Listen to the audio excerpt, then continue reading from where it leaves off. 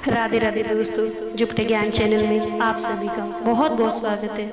आप लोगों ने श्रीमद् भगवद गीता के अध्याय 4 ज्ञान कर्म संन्यास योग की वीडियो तो हमारे चैनल पर देख ही होगी। अब मैं आपको इस अध्याय के महत्व के बारे में बताने जा रही हूँ, तो वीडियो को अंत तक जरूर देखिएगा।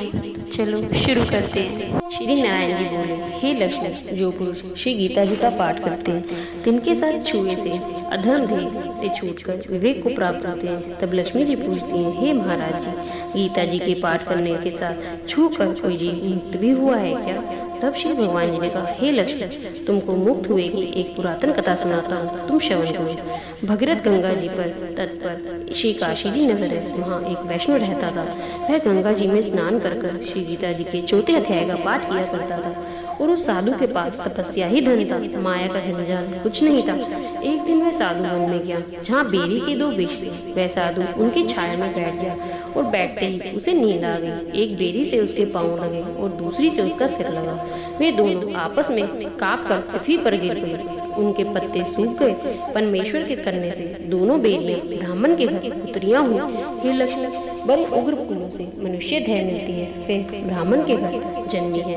उन दोनों लड़कियों ने तपस्या करने आरंभ कर दी। जब वे दोनों बड़ी हुई तब उनके माता पिता ने कहा, पुत्रियों, हम तुम्हारा विवाह करना चाहते हैं। तब उन दोनों ने माता पिता से कहा, हम विवाह नहीं करते।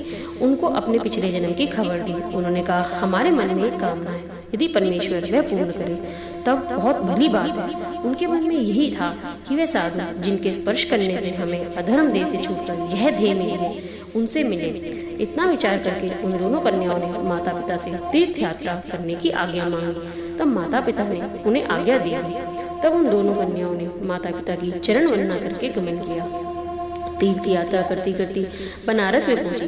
वहां जाकर देखा एक तपस्वी बैठा है जिसकी कृपा से वे बेरी की देह से छूटी थी। तब दोनों कन्याओं ने जाकर दंडवत प्रणाम किया। चरण वंदना करके विनय कही, हे संजी, तुम धन्य हो, तुमने हमको त्याग किया है। तब उस तपस्वी ने कहा, तुम कौन हो? मैं तुम्हें नहीं पहचानता। तब कन्याओं ने कहा, हम आपको पहचानती है, हम पिछले जन्म में बेरियों की योनि में थी। आप एक दिन वन में आए, आपको बहुत धूप लगी तो आप बेरियों की छाया तले आ गए। लंबन होने से बेरी को आपके चरण लगे, दूसरी को आपका सर लगा।